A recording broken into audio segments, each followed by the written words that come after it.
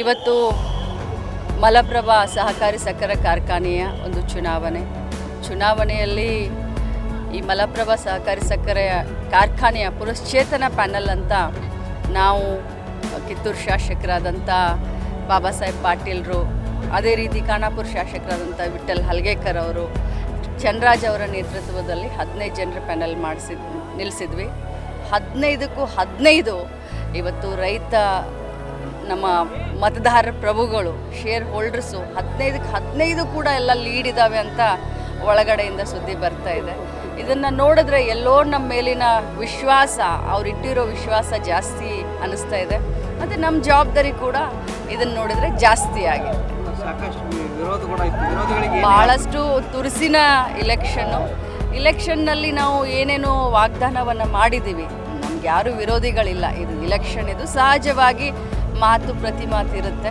But ನಾವು ಅದನ್ನೆಲ್ಲ ತಲೆಯಲ್ಲಿ ಇಟ್ಕೊಳ್ಳೋದಿಲ್ಲ. ನಮ್ಮ ಗುರಿ ಒಂದೇ. ಏನು ನಾವು ಹೇಳಿದ್ವಿ, ಈ ಮಲಪ್ರಭಾ ಶುಗರ್ ಫ್ಯಾಕ್ಟ್ರಿಯ ಗತ ವೈಭವವನ್ನು ಮರುಕಳಿಸಿ ತರೋದೇ ನಮ್ಮಿಬ್ಬರ ಉದ್ದೇಶ, ನಮ್ಮೆಲ್ಲ ಮುಖಂಡರುಗಳ ಉದ್ದೇಶ ಅಂತ ಹೇಳಿದ್ವಿ. ಆ ನಿಟ್ಟಿನಲ್ಲಿ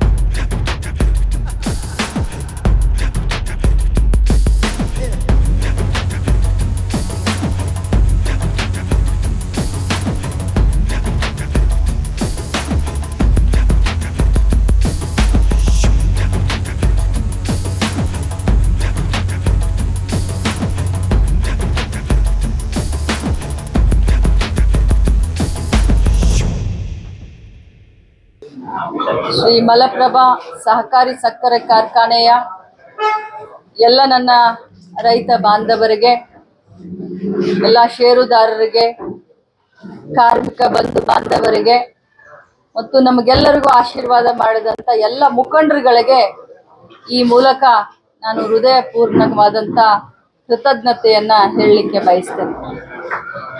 ನಿನ್ನೆ ನಡೆದಂಥ ಈ ಒಂದು ಮಲಪ್ರಭಾ ಶುಗರ್ ಫ್ಯಾಕ್ಟ್ರಿಯ ಪುನಶ್ಚೇತನ ಪ್ಯಾನಲ್ನಲ್ಲಿ 15 ಜನ ಸದಸ್ಯರನ್ನ ಅತ್ಯಂತ ಅಧಿಕ ಮತಗಳಿಂದ, ಅಧಿಕ ಅಂತರದಿಂದ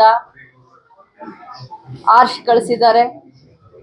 ನಮ್ಮ ಕಿತ್ತೂರು ಶಾಸಕರಾದಂಥ ಬಾಬಾ ಸಾಹೇಬ್ ಪಾಟೀಲ್ ಅವರ ನೇತೃತ್ವದಲ್ಲಿ, ವಿಧಾನ ಪರಿಷತ್ ಸದಸ್ಯನಾದಂಥ ಚನ್ರಾಜ್ ಹಟ್ಟಿಹೊಳಿ ಅವರ ನೇತೃತ್ವದಲ್ಲಿ, ಅದೇ ರೀತಿ ಖಾನಾಪುರ ಶಾಸಕರಾದಂಥ ವಿಠ್ಠಲ್ ಹಲ್ಗೇಕರ್ ಅವರ ನೇತೃತ್ವದಲ್ಲಿ ಎಲ್ಲರೂ ಸೇರಿಕೊಂಡು ಮಲಪ್ರಭಾ ಶುಗರ್ ಫ್ಯಾಕ್ಟ್ರಿಯನ್ನ ಮತ್ತೆ ಇತಿಹಾಸದ ಪುಟಗಳಲ್ಲಿ ಯಾವ ರೀತಿ ಒಂದು ಗತ ವೈಭವದಲ್ಲಿ ಇತ್ತೋ, ಹೈವೇ ಮೇಲೆ ಒಂದು ಸಮೃದ್ಧಿಯಿಂದ ತುಳ್ಕಾಡ್ತಾ ಇತ್ತೋ, ಇಡೀ ಏಷ್ಯಾ ಖಂಡದಲ್ಲಿ ನಂಬರ್ 1 ಶುಗರ್ ಫ್ಯಾಕ್ಟ್ರಿ ಇತ್ತು, ಆ ರೀತಿ ಮಾಡಲಿಕ್ಕೆ ನಾವೆಲ್ಲರೂ ಕೂಡ ಪಣ ತೊಟ್ಟಿದ್ದೇವೆ.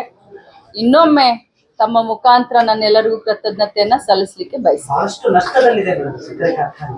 ಬಹಳಷ್ಟು ಅದ್ರ ಮೇಲೆ ಸ್ಪರ್ಧೆ ಮಾಡ್ಲಿಕ್ಕೆ ಬೇಡಪ್ಪ, ಇಲ್ಲಿ ಸವಾಸನ ಬೇಡ ಅನ್ನೋ ರೀತಿ ಒಳಗೆ 200-300 ಕೋಟಿ ನಷ್ಟ. ಅದನ್ನ ಯಾವ ರೀತಿ ಪುನಶ್ಚೇತನ ಮತ್ತು ಏನ್ ಕನಸು ಇಟ್ಕೊಂಡಿರಿ ಅಂತ ನೋಡಿ. ತಮ್ಮ ತಪ್ಪು ಕಲ್ಪನೆ ಅಂತ ಹೇಳಲಿಕ್ಕೆ ಬಯಸ್ತೇನೆ. ಈ ಒಂದು ಶುಗರ್ ಫ್ಯಾಕ್ಟ್ರಿ ಅಂತಂದ್ರೆ ಒಂದು ಪ್ರತಿಷ್ಠೆ.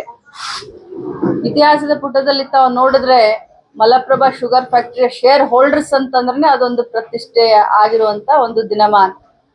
ಈ ಭಾಗದ ಜೀವನಾಡಿ ನಾವೆಲ್ಲರೂ ಬಹಳಷ್ಟು ಈ ನಮ್ಮ ಜಿಲ್ಲೆಗೇನೆ ಮೊದಲ ಒಂದು ಶುಗರ್ ಫ್ಯಾಕ್ಟ್ರಿ ಅಂತ ನಾವು ಹೇಳಲಿಕ್ಕೆ ಬಯಸ್ತೇವೆ. ರಾಜ್ಯದಲ್ಲಿನೇ ಅಷ್ಟೊಂದು ದೊಡ್ಡ ಶುಗರ್ ಫ್ಯಾಕ್ಟ್ರಿ ಆಗಿರೋದು ನಮ್ಮ ಬೆಳಗಾವಿ ಜಿಲ್ಲೆಯಲ್ಲಿ. ಯಾವ ಫ್ಯಾಕ್ಟ್ರಿಗೆ ಸಾಲ ಇಲ್ಲ.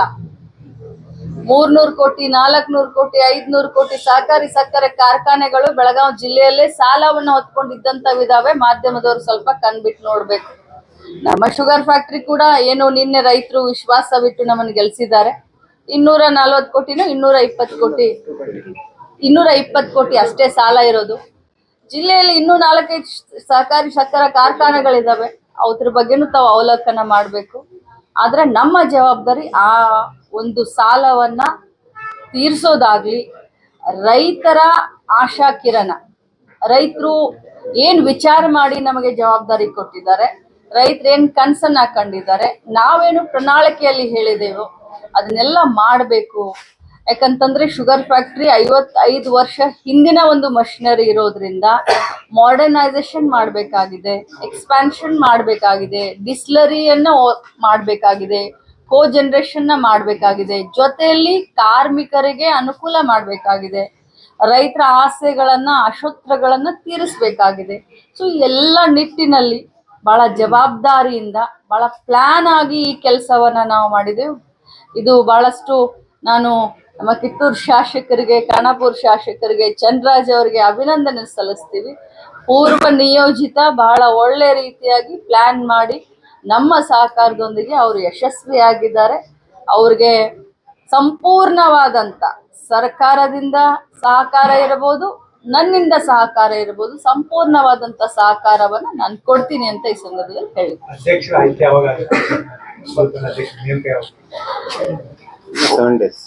ಇನ್ನು 7 ದಿನ ಬೇಕಾಗುತ್ತೆ. 9ನೇ ತಾರೀಕಿಗೆ ಪ್ರಾಬಬ್ಲಿ ಎಲ್ಲ ಸದಸ್ಯರ ಒಮ್ಮತದ ಅಧ್ಯಕ್ಷರಾಗ್ತಾರೆ. ಎಲ್ಲ ಹಿರಿಯರಿದ್ದಾರೆ, ಕೂತ್ಕೊಂಡು ಮಾತಾಡ್ತಾರೆ. ಮೊದಲನೇದಾಗಿ ಆ ಕಾರ್ಖಾನೆಯ ಆರಾಧ್ಯ ದೈವ ಬಂಡೆಮ್ಮ ದೇವಿಗೆ ನಮಸ್ಕಾರ ಮಾಡಿ ಕೃತಜ್ಞತೆ ಸಲ್ಲಿಸಿ, ಅದರ ಜೊತೆಗೆ ಸಹಸ್ರಾರು ರೈತ ಬಾಂಧವರಿಗೆ, ಷೇರುದಾರರಿಗೆ, ಕಾರ್ಮಿಕ ವರ್ಗದವರಿಗೆ ಎಲ್ಲರಿಗೂ ಕೂಡ ಈ ಒಂದು ಸಂದರ್ಭದಲ್ಲಿ ಕೃತಜ್ಞತೆ ಸಲ್ಲಿಸಿ, ಈ ಒಂದು ಚುನಾವಣೆಯಲ್ಲಿ ನಮ್ಮ 15 ಜನ ಅಭ್ಯರ್ಥಿಗಳಿಗೆ ಏನು ಪುನಶ್ಚೇತನ್ ಪ್ಯಾನೆಲ್ಗೆ ಸಹಕಾರ ಹಾಗೂ ಆಶೀರ್ವಾದ ನೀಡಿದಂಥ ಸಚಿವರಾದಂಥ ಲಕ್ಷ್ಮೀ ಹೆಬ್ಬಾಳ್ಕರ್ ಅವರು ಇರ್ಬೋದು, ಕಿತ್ತೂರು ಭಾಗದ ಶಾಸಕರಾದಂಥ ಬಾಬಾ ಸಾಹೇಬಣ್ಣ ಪಾಟೀಲ್ ಅವರು ಇರ್ಬೋದು, ವಿಠಲಣ್ಣ ಹಲಗೇಕರ್ ಅವರು ಇರ್ಬೋದು, ಅದರ ಜೊತೆಗೆ ಜಿಲ್ಲೆಯ ಸಾಕಷ್ಟು ಜನ ನಾಯಕರು, ಬೈಲಹೊಂಗಲ್ಲು, ಧಾರವಾಡ ಕ್ಷೇತ್ರದ ಎಲ್ಲ ನಾಯಕರು ಎಲ್ಲರಿಗೂ ಕೃತಜ್ಞತೆ ಸಲ್ಲಿಸಿ, ಇವತ್ತು ಒಂದು ಅಭೂತಪೂರ್ವವಾದಂಥ ಜಯವನ್ನ ನಮ್ಮ 15 ಜನ ಅಭ್ಯರ್ಥಿಗಳಿಗೆ ರೈತರು, ಷೇರುದಾರರು ನೀಡಿದ್ದಾರೆ. ಇದೊಂದು ಖುಷಿ, ಅದ್ರ ಜೊತೆ ಜವಾಬ್ದಾರಿ ಕೂಡ ಹೆಚ್ಚಿಗೆ ಆಗ್ತದೆ. ಕಾರ್ಖಾನೆ ಅಂದ ತಕ್ಷಣ ಲಾಭ ನಷ್ಟ ಇರೋದನ್ನ, ಯಾವುದೇ ಒಂದು ಸಂಘ ಸಂಸ್ಥೆ ಇರಲಿ, ಯಾವುದೇ ಒಂದು ವ್ಯವಹಾರ ಇರಲಿ, ಬಿಸ್ನೆಸ್ ಇರಲಿ, ಲಾಭ ನಷ್ಟ ಇರುತ್ತೆ. ಆದರೆ ಅದನ್ನು ಸರಿಯಾಗಿ ನಡೆಸ್ಕೊಂಡು ಹೋಗುವಂಥ ಜವಾಬ್ದಾರಿ ಇವತ್ತು ನಮ್ಮ ಮೇಲಿದೆ.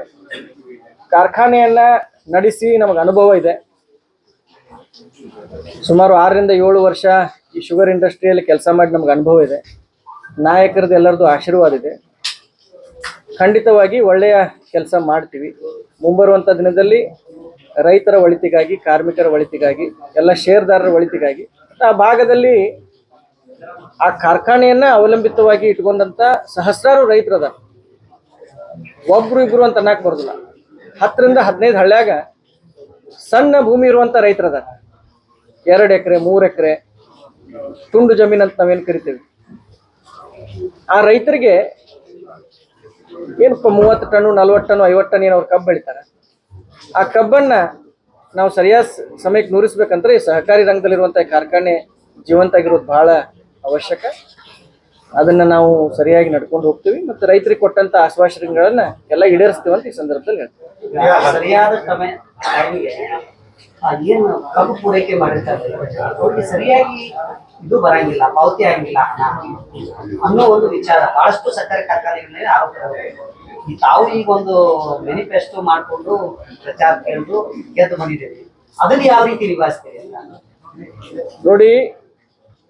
ಶುಗರ್ ಇಂಡಸ್ಟ್ರಿಯಲ್ಲಿ ಸಕ್ಕರೆ ರೇಟು ಏನು ಮಾರುಕಟ್ಟೆಯಲ್ಲಿ ಎವ್ರಿಡೇ ಫ್ಲಕ್ಚುಯೇಟ್ ಆಗ್ತದೆ.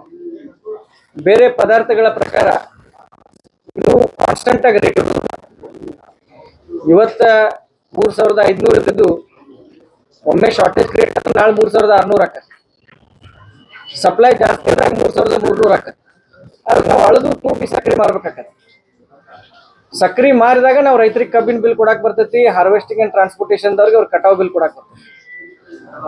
ಅದಕ್ಕಾಗಿ ಆ ಸಕ್ಕರೆ ಮಾರಾಟನ ನಾವು ನಿಯಂತ್ರಣ ಮಾಡಿದಾಗ ಒಂದು 10 ದಿವಸ 15 ದಿವಸ ಹಿಂದೆ ಮುಂದೆ ಆಕತಿ. ಆದ್ರೆ ರೈತರಿಗೆ ನಾವು ಈಗಾಗಲೇ ಒಂದು ಪ್ರಣಾಳಿಕೆಯಲ್ಲಿ ಹೇಳಿದ್ದೀವಿ. ಸರಿಯಾದ ಟೈಮ್ನಲ್ಲಿ ನಿಗದಿತ ಸಮಯದಲ್ಲಿ 15ರಿಂದ 20 ದಿವಸದಾಗ ಅವ್ರಿಗೆ ಬಿಲ್ ಕೊಟ್ಟು ಅವರ ವಿಶ್ವಾಸವನ್ನು ಗಳಿಸ್ತೀವಂತ. ಆ ನಿಟ್ಟಿನಲ್ಲಿ ಎಲ್ಲ ಕೆಲಸ ಮಾಡ್ತೀವಿ. ಆ ದೇವರ ಆಶೀರ್ವಾದನೂ ಬೇಕು. ಯಾಕಪ್ಪ ಅಂತಂದ್ರೆ ಒಂದು ಯೂನಿವರ್ಸಲ್ ಲಾ ಅಂತ ಇರ್ತದೆ. ನಾವು ಎಷ್ಟೇ ಪ್ರಯತ್ನ ಮಾಡಿದಾಗ ಆ ಯೂನಿವರ್ಸ್ನಲ್ಲಿರುವಂಥ ಭಗವಂತನು ನಮಗೆ ಸಹಾಯ ಮಾಡ್ಬೇಕಾಗತ್ತೆ. ಈ ಒಂದು ನಮ್ಮ ಕೆಲಸದಲ್ಲಿ ನಾವೇನು ಕೈ ಹಾಕಿದ್ದೀವಿ ಎಲ್ಲ ನಾಯಕರು ಒಳಗೊಂಡ 100% ದೇವರು ನಮಗೆ ಸಹಕಾರ ನೀಡ್ತಾರೆ. ರೈತರಿಗೆ ಕೊಟ್ಟಂತ ಎಲ್ಲ ಭರವಸೆಗಳನ್ನ ನಾವು ಈಡೇರಿಸ್ತೇವೆ. ಈಗ ಅದು MSC ವಿನಾಯಕ ಪ್ರತಿನಿಧಿಗಳಿಂದ ವಿಧಾನಸಭಾ ಮತ ಕ್ಷೇತ್ರ ಒಂದು 4 ವಿಧಾನಸಭಾ ಮತ ಕ್ಷೇತ್ರದ ರೈತರು ಆ ಗ್ರಾಮದ ಬರ್ತಕ್ಕಂಥ ಸದಸ್ಯರು ಚುನಾವಣೆ ಇರ್ಬೋದು, ಯಾವುದೇ ಚುನಾವಣೆ ಬಂದ ಮತಪ್ರಭಾ ಚುನಾವಣೆ ನಿರ್ಣಾಯಕ ಆಗ್ತದೆ. ಎಲ್ಲೋ ಒಂದ್ ಕಡೆ ಈಗ ರಾಜಕೀಯವಾಗಿ ಕೂಡ ನಮ್ಮ ಮತ್ತೊಂದಕ್ಕೆ ಶಕ್ತಿ ಹೆಚ್ಚಾಗ್ತಾ ನೋಡ್ರಿ, ನಾವು ರಾಜಕಾರಣಿಗಳು ಅಂತಂದ್ರೆ ನಮ್ಗೆ ಜನರು ಬೇಕು, ಆಜು ಬಾಜು ಜನರು ಬೇಕು. ಬೆಳಿಗ್ಗೆ ಎದ್ರೆ ಜನ ಬೇಕು, ಸಂಜೆಗೂ ಜನ ಬೇಕು. ಇಲ್ಲಾಂದ್ರೆ ಏನೋ ಸ್ವಲ್ಪ ಮಿಸ್ಟೇಕ್ ಐತೆ ಅಂತ ತಿಳ್ಕೊತಾರೆ. ಅದಕ್ಕಾಗಿ ನಮಗೆ ಜನರ ಹತ್ತಿರ ಹೋಗ್ಲಿಕ್ಕೆ ಒಂದು ಅವಕಾಶ ಸಿಕ್ಕತ್ತೆ. I will take it that way. ಒಂದು ದೇವ್ರ ಅವಕಾಶ ಕೊಟ್ಟಿದ್ದಾನೆ, ರೈತರ ಅವಕಾಶ ಕೊಟ್ಟಿದ್ದಾನೆ, ಅವ್ರ ಹಂತಲ್ಲಿ ಹೋಗಕ್ಕೆ ಅವಕಾಶ ಕೊಟ್ಟಿದ್ದಾನೆ. ಅದನ್ನ ನಾವು ದುರುಪಯೋಗ ತಗೊಳ್ಳೋದಿಲ್ಲ. ಎಲ್ಲರೂ ನಮಗೆ ನಾಯಕರು ಒಂದು ಕಲೆಕ್ಟಿವ್ ಲೀಡರ್ಶಿಪ್ ಅಲ್ಲಿ ಮಾಡಿದಾಗ ನಾವು ಅದನ್ನ ವ್ಯತಿರಿಕ್ತವಾಗಿ ಉಪಯೋಗ ಮಾಡ್ಕೊಳ್ಳಿಕ್ ಬರೋದಿಲ್ಲ. ಎಲ್ಲರ ವಿಶ್ವಾಸವನ್ನು ಗಳಿಸೋ ಕೆಲಸ ಮಾಡ್ತೀನಿ. ಎಲ್ಲರ ಬಾಯಲ್ಲಿ ಒಂದು ಒಳ್ಳೆಯ ಹೆಸರು ತರಲಿಕ್ಕೆ ಕೆಲಸ ಮಾಡ್ತೀನಿ. ಯಾರ ಮನಸ್ಸಿಗೆ ಚ್ಯುತಿ ಬರೆದೋ ರೀತಿ ಎಲ್ಲ ನಾವು 15 ಜನ ನಿರ್ದೇಶಕ ಮಂಡಳಿ ಏನು ಇದಕ್ಕೆ ನಾಯಕತ್ವ ಐತಿ. ಬಾಬಾ ಸಾಹೇಬ್ ಪಾಟೀಲ್ ಅವರು ಇರ್ಬೋದು, ವಿಠ್ಠಲ್ ಹರ್ಗೇಕರ್ ಇರ್ಬೋದು, ಸಚಿವರಾದ ಲಕ್ಷ್ಮೀ ಹೆಬ್ಬಾಳ್ಕರ್ ಇರ್ಬೋದು. ಇದಕ್ಕೆ 3 ಜನ ಈ ಪ್ಯಾನೆಲ್ಗೆ ನಾಯಕರದಾರೆ. ಆ ನಾಯಕರ ಒಂದು ವಿಶ್ವಾಸವನ್ನ ಗಳಿಸಿ ಅವರ ಮಾರ್ಗದರ್ಶನದ ಮೇಲೆ ಕಾರ್ಖಾನೆನ ನಡೆಸ್ತೀವಂತ ಸಂದರ್ಭದಲ್ಲಿ ಕೊನೆ ಪ್ರಶ್ನೆ ಸರ್. ಈಗ ಹಿಂದೆ ಮಾಡಿದಂತ ಆಡಳಿತ ಮಂಡಳಿ ಹುಂದಾದುಂದಿಯಿಂದ ಅಲ್ಲಿರ್ತಕ್ಕಂಥ ಕೆಲಸ ಮಾಡ್ತಕ್ಕಂಥ ಕಾರ್ಮಿಕರಿಗೆ 4 ತಿಂಗಳು 5 ತಿಂಗಳು 1 ವರ್ಷಗಟ್ಟಲೆ ಅವ್ರಿಗೆ ವೇತನ ಬರ್ತಾ ಇಲ್ಲ. ಪಾಪ ಅವ್ರ ಪರವಾಗಿ ನಾವು ಪ್ರಶ್ನೆಯನ್ನ ಕೇಳ್ತಾ ಇದ್ದೀವಿ, ಮುಂದೆ ಏನಾದ್ರೂ ಚೇಂಜಸ್ ಆಗ್ಬೋದಾ ಅಂತ. 100% ಕಾರ್ಮಿಕರಿಗೆ ಬಹಳ ಶೀಘ್ರದಲ್ಲಿ ನಾವು ಒಂದು ಸಿಹಿ ಸುದ್ದಿಯನ್ನು ಕೊಡ್ತೀವಿ. ವೇತನವನ್ನ ಸರಿಯಾದ ಸಮಯದಲ್ಲಿ ಅವ್ರಿಗೆ ಕೊಡ್ಲಿಕ್ಕೆ ನಾವು ಈಗಾಗಲೇ ನಮ್ಮ ಪ್ರಣಾಳಿಕೆಯಲ್ಲಿ ಹಾಕೊಂಡಿದ್ದೀವಿ. ಕಾರ್ಮಿಕರಿಗೆ ನಿಗದಿತ ಸಮಯದಲ್ಲಿ ಸರಿಯಾದ ಸಮಯದಲ್ಲಿ ಅವರಿಗೆ ನೀಡಬೇಕಾದಂಥ ವೇತನವನ್ನ ಈ ಒಂದು ಪ್ರಸ್ತುತ ಆಡಳಿತ ಮಂಡಳಿ ನೀಡಲಿದೆ ಅಂತ ಹೇಳಿಕ್ ಬಯಸ್ತೇನೆ.